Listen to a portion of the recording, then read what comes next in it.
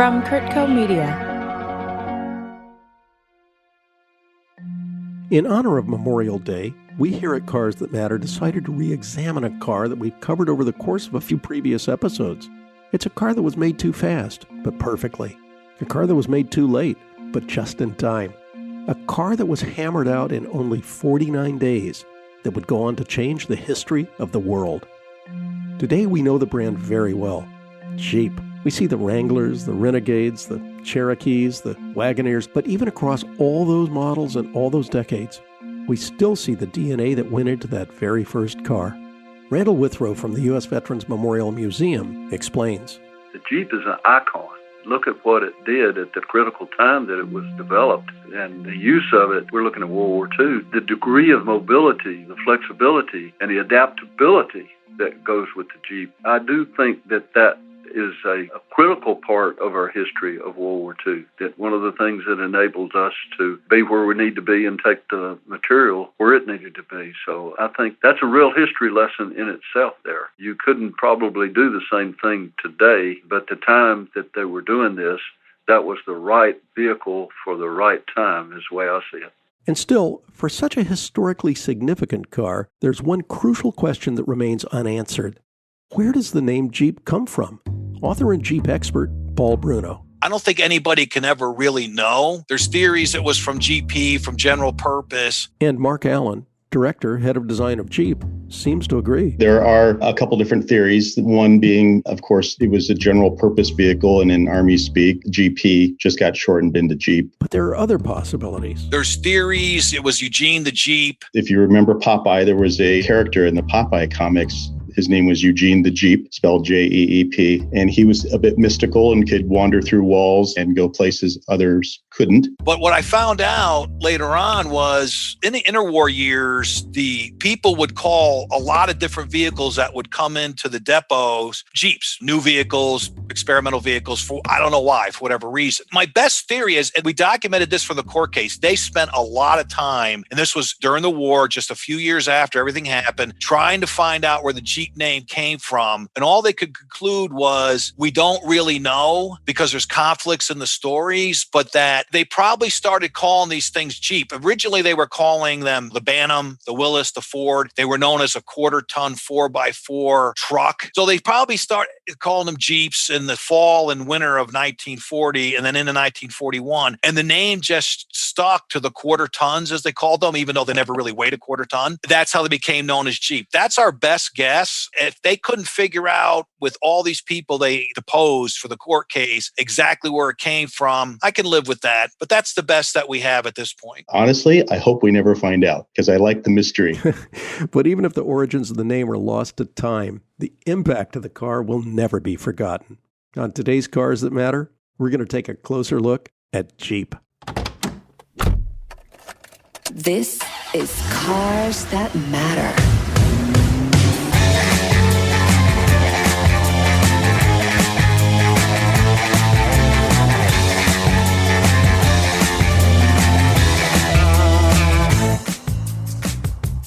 Paul Bruno, author of two essential books on the subject, Project Management and History, The First Jeep, and The Original Jeeps, came upon the history of the vehicle through a familiar but unexpected source. I live an exceptionally exciting life, so I was watching the History Channel, shock, and they had on the big rigs of combat Jeep, and just before a commercial break, they said the first Jeep was created in 1940 by a bankrupt car company in Butler, Pennsylvania, in the astonishingly short time frame of 49 days. And I'm like, what is that all about? These guys had nothing, bankrupt, given this impossible task, all sorts of conflict, all sorts of things to overcome, the world hanging in the balance in May, June, July 1940 with the Battle of Britain. So that's how I started pursuing it, and I started researching it. The key that made the both books possible was a court case, the Federal Trade Commission versus Willis Overland Motors, Inc., that was actually done during the war, where it's literally an ultimate deposit of early Jeep history. And when I was able to find that in the archives and all the materials that was there, the story was there to be told.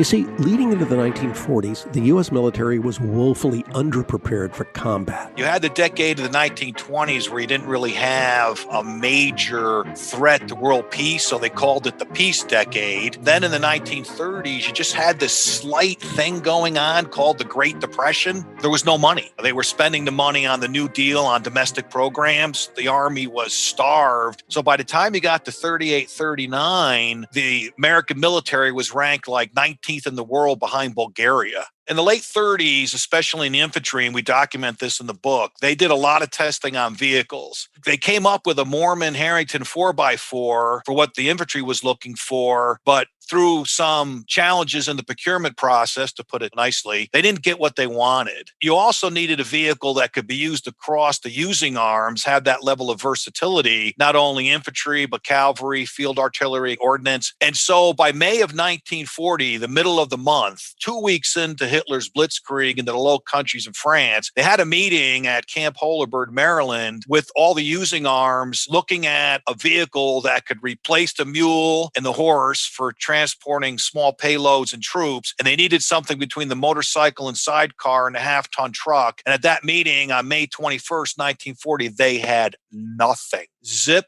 nada, nothing on the drawing board, nothing in concept. And that's where they stood. Then the miracles started to happen. Word spread throughout the automotive industry about the need for a new kind of vehicle. So one of the guys at that May meeting in the infantry goes back to his office, and the American Bantam Car Company, which would build the first Jeep, their representative, and the gentleman's name was Colonel Oseth, he goes back to his office, and the Bantam representative is sitting in his window waiting for him. And he comes in, and the short version of the conversation is, the gentleman was named by Charles Payne, the Bantam representative. He says, I'm looking for Robert Howie of the Howie machine gun carrier. We need to talk about vehicles. We think we can build one for you. And Oseth says, I'm the guy that you need to talk to. And so they came up in 2 weeks with a general characteristics they needed for a vehicle that would meet infantry's need, which was needed to weigh about 1,300 pounds, low silhouette, carry 3 people, be able to mount a machine gun, so on and so forth. The memo is dated June 6, 1940.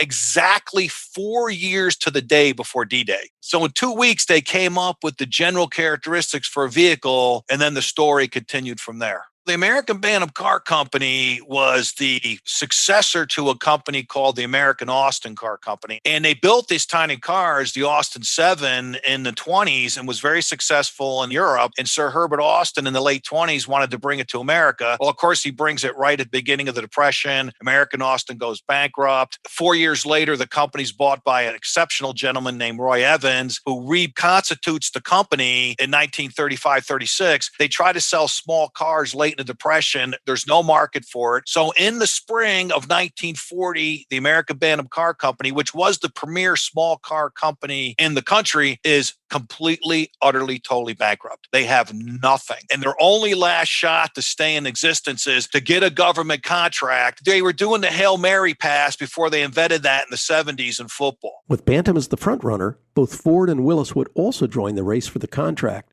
However, working within government requirements wasn't always so easy. The Army decided we need something between this motorcycle and sidecar and a half-ton truck. So that's 500 pounds to 2,000 pounds. So this vehicle is just going to magically weigh, without talking to anyone that would actually build it, it's got to have to weigh 1,300 pounds. Nobody could build a vehicle for 1,300 pounds. No one.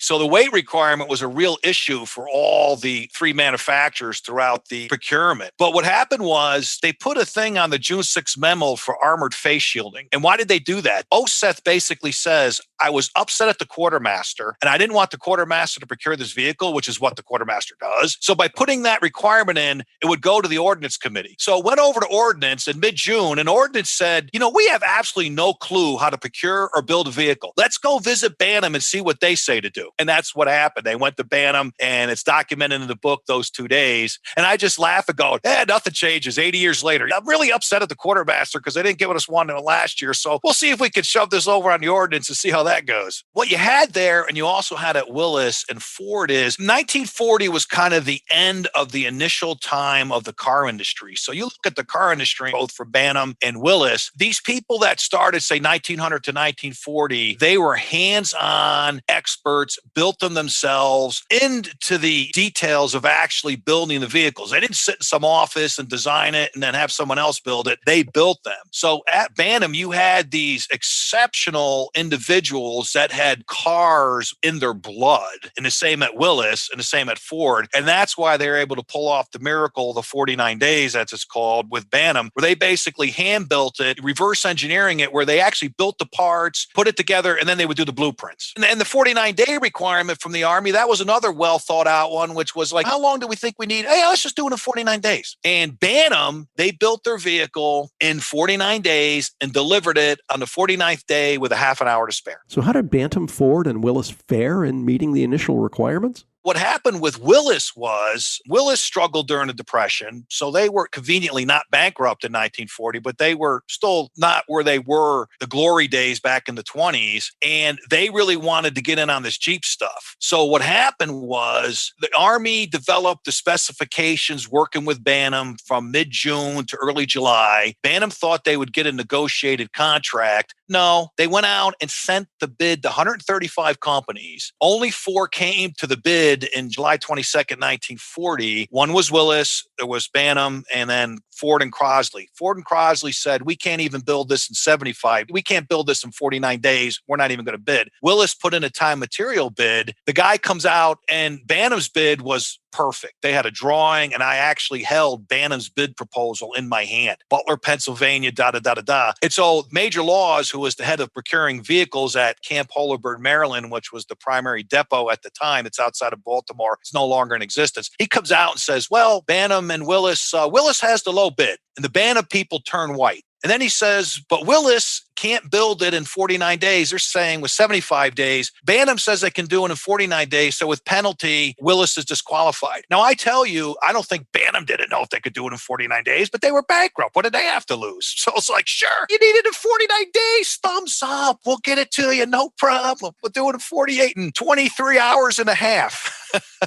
So what happened with Willis was they lose the bid. Short version, the Army contacts them and they cut this deal on the side, unbeknownst to Bantam. Willis, if you want to build a vehicle at your own expense and your own risk, we, the Army, are wonderful human beings. We will take a look at it and consider it. So Willis did that, to their credit. These guys just marvel at the quality of individuals that were at Bantam, Willis, and Ford. So Willis built their vehicle. They spent $35,000 of 1940 money. And I looked that up recently. That's like $640,000 today. So Willis got their vehicle in. Then Ford, looking at in early October of 1940, they're like, the Bantam vehicle is in, but Bantam's small. We don't know how they may do. I was in government. I know you can have a little bit of a bias toward bigger firms, less risk, that type of thing. So the quartermaster calls up Ford in October of 1940. They come down on October 4th, 1940, having a meeting. And the quartermaster says, Ford, if you want to build a vehicle and submit it to our specs and the things we're doing, we will take a look at it and give you a shot at it. So that's how Ford came in. And they were able to build their vehicle in about 7 weeks also. But they had a lot of lessons learned from Bantam and Willis that was kind of shared with them. I'm not going to say it was inappropriate. It's just the stuff was there. So even though Bantam was awarded the contract, Willis and Ford were still involved with other contracts. But what about the all-important weight requirement? So nobody can meet the weight, right? With Bantam, they hire this engineer because they have no staff. He comes to Butler, draws up all the plans in like 18 hours, and then they fill out the forms and he puts 1,800 pounds in the weight. They go down to Camp Holabird, Maryland on Sunday, July 21st and meet with Charles Payne, who I mentioned earlier. He looks at the form and he goes crazy. He goes, you can't put in 1,800 pounds for the weight because you'll be disqualified. This is a government procurement. You got to check the check boxes. They literally call up a stenographer. 3:30 in the morning, they retype all the forms. And 20 years later, Carl Probst is recounting this. And he says, we put in 1,273 pounds for the weight. I go to the archives in 2013. I find their bid proposal. I look at the weight box and it says 1,273 pounds. And I know exactly where that number came from. It was a moment as an historian going, this is the exact document. And he put in 1,273 pounds. We don't want to be too close to 1,300 because that might not look good. After a lot of going back and forth in the testing, and in February of 41, I think they came up with 2,160 pounds officially. Willis came in at 2159 and 11 ounces. Willis, they were right on the edge. I used to say, if you wanted to disqualify Willis, just put your foot on the scale when they're weighing the MA and they'd be fine. But I got to tell you this story. They're testing the Bantam in October of 1940, and these generals come out, cavalry general and an infantry general, and they go, we want to go out in this vehicle. So they go out, they get stuck. And while they're stuck sitting there waiting for someone to pull them out, they go, how much does this weigh? And Karl Probst and Charles Payne were there. So Charles Payne tried to start working around the weight to say, well, we're going to get it to weigh a little bit lighter. And Probst is saying, well, it weighs this and that. And the generals go, you know what? If the two of us can lift the back of this out of where we're stuck, the weight's good. They go behind it. The two of them lift the vehicle out of where they were stuck. And they go, you know what? Thumbs up. It's all good. Weight's good. Another one of those exceptionally scientific ways to decide something. So, in the end, Bantam delivered on September 23rd, 1940. Willis delivered on November 13th, 1940. And Ford delivered on November 23rd, 1940. So those first three original Jeeps all came in 1940. And just like that, the most unlikely of underdog vehicles was off to war. We'll be right back on Cars That Matter. On Medicine, We're Still Practicing. Join Dr. Stephen Tabak and Bill Curtis for real conversations with the medical professionals who have their finger on the pulse of healthcare in the modern world. Available on all your favorite podcasting platforms. Produced by Kurtco Media. Welcome back to Cars That Matter. So, what happened to the original Jeeps? Are there any left? Ford sold the thing off in the 80s to somebody, and they realized what they had. The Willis prototype was lost to history as far as I know, but the Bantam prototype, that was also lost to history, but the seventh Bantam ever built was called the BRC-60. That's actually at the Smithsonian in Butler, Pennsylvania, is just north of Pittsburgh, and they call it Gramps. So you have the two oldest Jeeps. The oldest first Jeep is the Ford Pygmy, absolutely, and then you have Gramps in Pittsburgh also, and so that's like amazing artifacts that you have. The original 1940 Ford Pygmy is actually on the National Historic Vehicle Register. After contacting our friends at the Historic Vehicle Association, we were able to speak directly to the man who cares for the car, Randall Withrow, with the U.S. Veterans Memorial Museum in Alabama.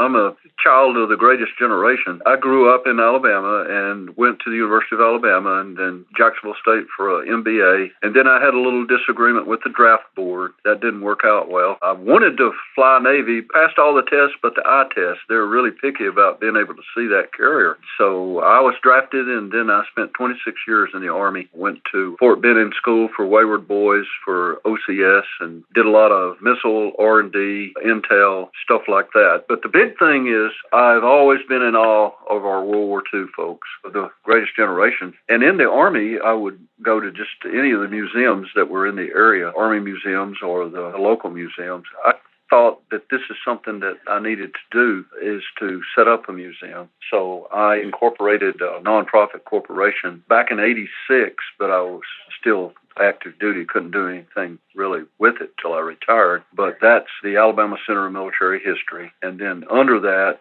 was the Veterans Memorial Museum. Once I retired, we began looking for a site, and we found that the city had been using, this used to be the airport here, and they had moved to the what we call the Jetplex. And then we were able to get the use of the building and the 2 acres. That started the museum. And the thing about the museum is it's nonprofit, all volunteer, nobody's paid, and we're unfunded. We have to raise money to do anything we're going to do. Subsequently, people had asked us, well, I guess you're only about the North Alabama veterans, but no, we're about all United States veterans. And out on our main floor, there's all 50 state flags. And so we added the U.S.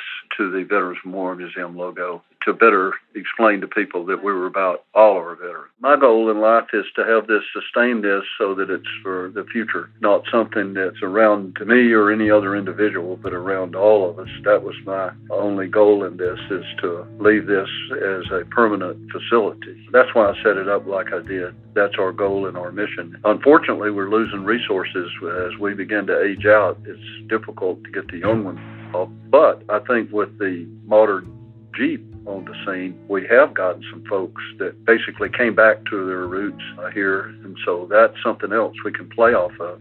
The younger people, I don't say that they don't care. I'm saying that they don't know. And so that's what we're trying to do here with education, is just to show them all this stuff is more than just stuff. It's a training aid. It's a visible example of what their ancestors had done and used to fight for and preserve this country. We're partners with the Dixie Division Military Vehicle Club. They're primarily out of Birmingham, and they come up and we do just a casual rally, and we get out whatever we can within the museum. Normally we bring out the Stuart tank, the half-track, the Armored Car, the Armored Personnel Carrier, and as many of the Jeeps as we can. We did a video. We couldn't run the Pygmy when they were up here. It rained. We were going to take it out. So later, we staged a video and had 3 guys in overcoats with BARs and kind of recreated some of the pictures that we had from the test. And it's out there too on YouTube, I think. It's pretty interesting. Oh, that's the great. only bad thing is the Pygmy is smoking a little bit, and then the camera accentuates that. And then people mention that, and I said, well, look, it's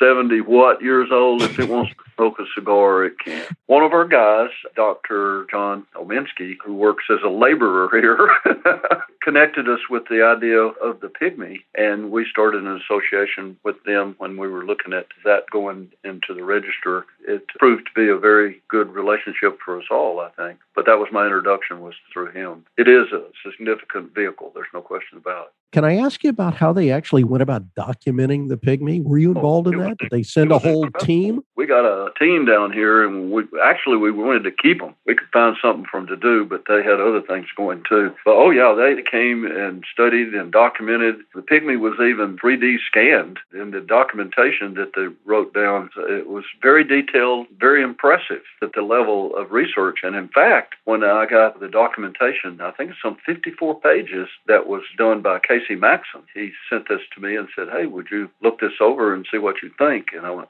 wow, I think that's a tremendous amount of research. That's what I think. My hat's off to them. They're dedicated to what they're doing. And that's good, because what we're trying to do is just save the history. But the museum houses more than one important Jeep. The museum has examples of everything from the Pygmy all the way to, we got one of the pilot model Humvees, serial number 1. So how did that come about? It came about through my addiction. My dad was a Model A guy, and we always had Model A's. And then I grew up watching combat, wanted a German helmet, got the German helmet. And then somehow we found out that Ford made Jeeps during World War II. I didn't know it. I was just a kid. So then we set about trying to find a Ford World War II Jeep, which came from Tuscaloosa, a guy that had bought it surplus in 1951 when they were changing over to the M38. But that started the whole thing. And then we decided, hey, it'd be good to have one of each, Willis and Ford. And then wouldn't it be good to have one of everything World War II? And it went from there. I was able to get the GP that we have is the actual GP that's featured in a Life magazine, January the 3rd, 1944, the article called Civilians Buy First Jeeps. So we have that GP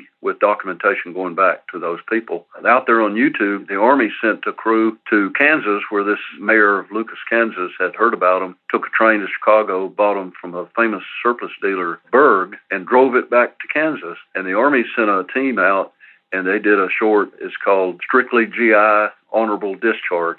So if you search on YouTube, that's that GP talking. Because I wanted that after I got the Pygmy, we decided that we needed to get each of the prototypes that followed the pilots.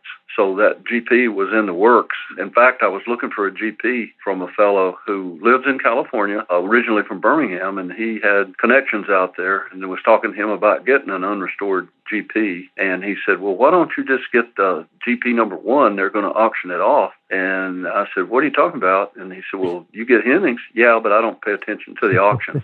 So I looked that up, and it's what it said.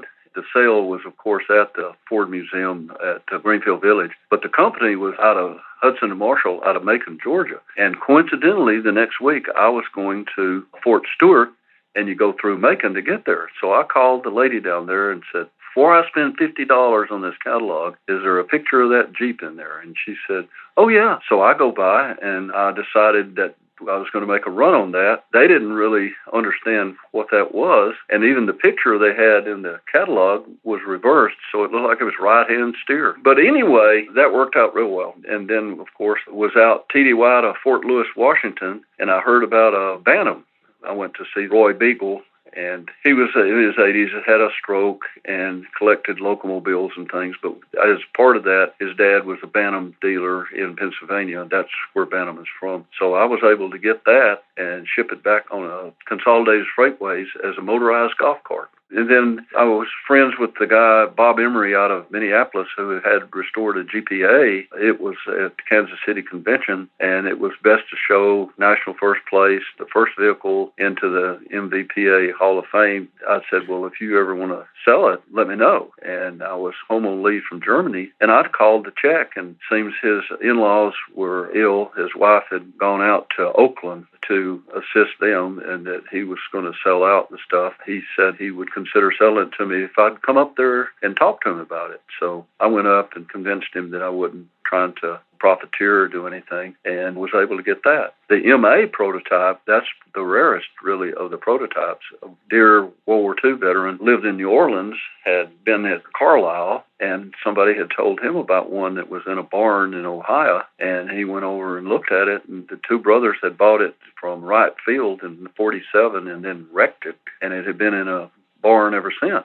So as he's coming back through my hometown down there in Gadsden, he stopped by and showed it to me and did the same thing. If you ever want to sell it. Well, his wife passed away and he was moving back to Laurel, Mississippi. So I got the call on that. The keystone to the arch is the Pygmy, but the prototypes are significant that follow it. We have the Jeep history here, probably the most complete that there is.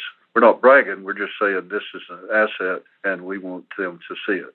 Someone said, well, what happens when they find a Bantam or even a Willis Quad? And I said, I'm going to stand up and salute. I want to preserve the history as it stands right now. We were lucky to have this taken by Ford and given to the Ford Museum and just be in the right place to get it. But if somebody ever came up with the original Bantam, then we would certainly salute because it's about the history. It's more about the history. Obviously, Randall believes it's important to preserve and remember these vehicles. But why? The Jeep is an icon. Look at what it did at the critical time that it was developed and the use of it. We're looking at World War II. The degree of mobility, the flexibility, and the adaptability that goes with the Jeep. I do think that that is a critical part of our history of World War II, that one of the things that enables us to be where we need to be and take the material where it needed to be. So I think that's a real history lesson in itself there. You couldn't probably do the same thing today, but the time that they were doing this, that was the right vehicle for the right time is the way I see it. Everyone that had anything to do with it, I think for the best part, established a love for it too. That's why they were so in demand after the war, and that's why the CJs got started. They've, what I call, morphed into the time to what we have now, but I think that started it right there. There's the spark that has continued to burn, if you ask me. It is taken off in popularity again. But what really I think is interesting, you see a lot of 20s and 30s women driving these things. And I thought that really shows the attraction for that kind of vehicle. I believe they've been able to adapt that and continue to change and upgrade the design, because it's a totally highway practical vehicle and everything now. And the last one that they just came out that I know of is like a 4-door hardtop with a little short pickup in the back. And I thought that is the utility factor all over again. I think they've continued to develop and, if you will, follow the current need and address that. And so it's not over. It's just another chapter. We'll be right back on Cars That Matter.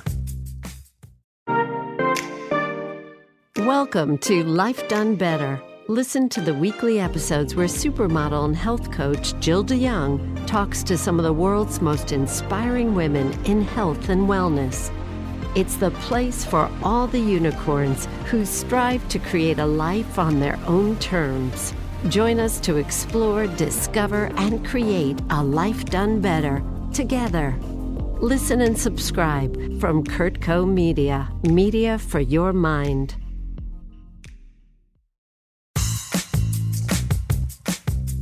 Welcome back to Cars That Matter. Randall clearly knows the importance of preserving the history of the Jeep, but I wanted to know if anything has replaced Jeeps in the military field. The last of the Jeeps were called MUTs, Multipurpose Utility Tactical Truck, the 151 and 151A1 and A2. They replaced the Jeep, the Mule, the 3/4 ton, and a couple of other things with a Humvee, which was a huge monster that did not do it, if you know what I mean. And then today, the circle is going back around again. They have Polaris Razors that are out there basically imitating the original Jeep. It's like a circle, and we've got the circle that's now complete when you start seeing those Razors. They're 4-person, got gun mounts on them, high mobility, and they'll go places that the Humvee can't go. Gee, doesn't that sound like the Jeep? But I don't think they'll ever admit it, but I think that's where we are, back where we began. And I don't think there's anything wrong with that. So how did Jeep become the brand we know today? Were Jeeps sold commercially following World War II?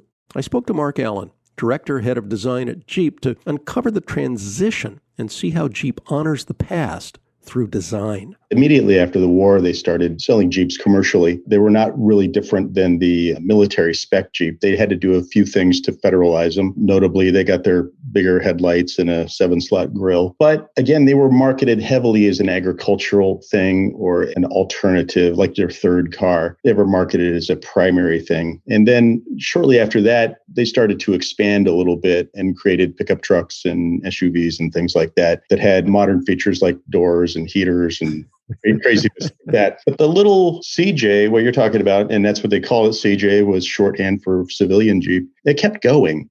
And it was not changed very frequently, even in the body style. That went for a long, long time as just a kind of a third little car. In fact, I'd heard before we started doing the 4-door Wrangler, the JK in 07, that for the longest time, the vehicle that the Wrangler was shopped against most was a speedboat, being that it was the third vehicle in the family. And it was never a giant seller until we started adding the 4 doors to it, but it was always kind of in the background, but it was kept in the lineup because it was so core and so important to the line. And we keep it now when we draw a picture of all the universe of Jeeps, all available vehicles, the Wrangler is always right in the middle because that is the core. And then everything that we make has a piece of that car into it. Really, the Wrangler shoulders the heavy load on the historical side, and it can move around, swim around in its lane. And I'm not too worried about that. The other vehicles, we always sprinkle in a little bit of history, but try not to be overburdened by that. For instance, we just finished up the Grand Cherokee renewal, and I think that's the 5th generation of Grand Cherokee. It's more beholden to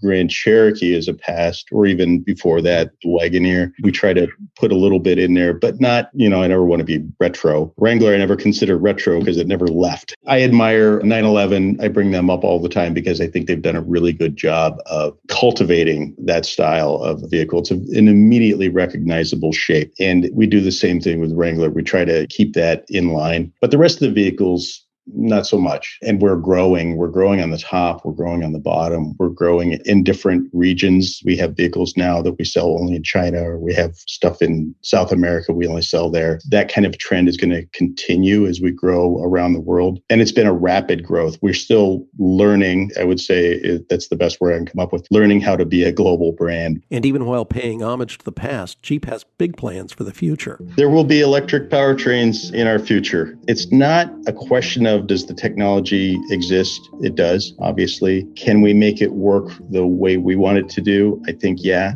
The changeover, getting there, is the hard part for us because we are a large-scale manufacturer, and battery technology, not the technology, but just the charging stations, et cetera, are not quite where they want to be yet. I am of the opinion that the gas companies need to just become energy companies. They've got the property and the locations to charge up. I'm frustrated by different cars needing different chargers and adapters. Somehow we managed to standardize the hole that I put the gas in worldwide, but I have a different plug in China than I have in the US. But that will get sorted out. The larger the vehicle, the larger the energy demand, that gets tricky. If I've got to tow something, that gets tricky. As far as a small vehicle, it's like the D segment size is the most logical to electrify at the moment. D segment is, we classify by size A, B, C, D, and a D currently is a Cherokee size. A Grand Cherokee is the next size up, that is an E. So a D segment kind of makes the most sense for energy on board versus aerodynamics and cargo capacity. And that's the most popular at the moment. But I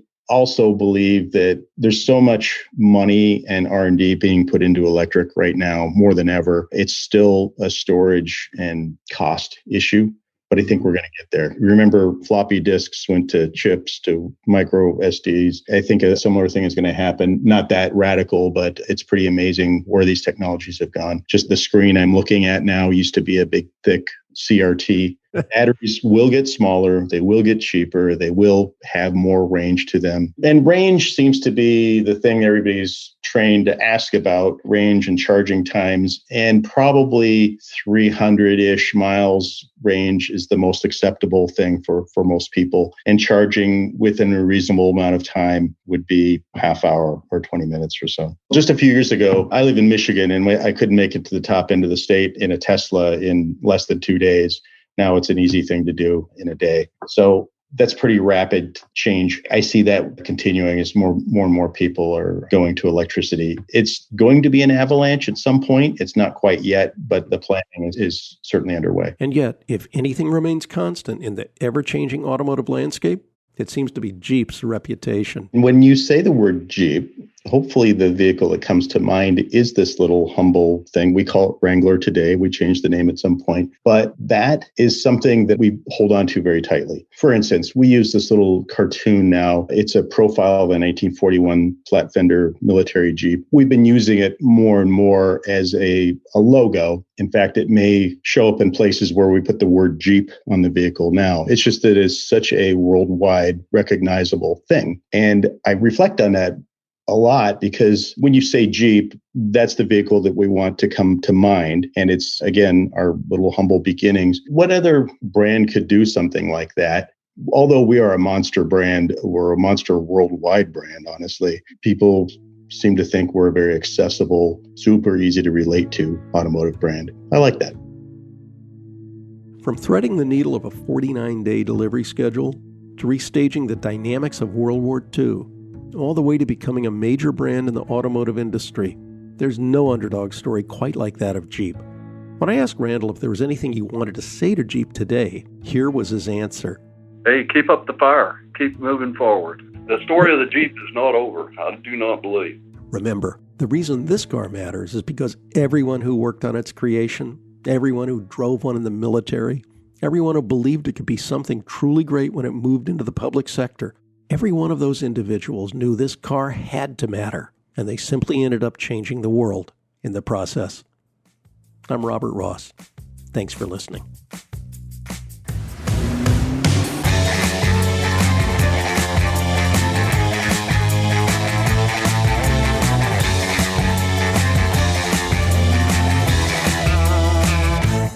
This episode of Cars That Matter was hosted by Robert Ross, written by Chris Porter and Robert Ross, produced and edited by Chris Porter. Special thanks to Casey Maxon and the Historic Vehicle Association. Theme song by Celeste and Eric Dick. Additional music and sound by Chris Porter. Please like, subscribe, and share this podcast. Come back next week as we continue to talk about the passions that drive us and the passions we drive. Kurt Cohn Media. Media for your mind.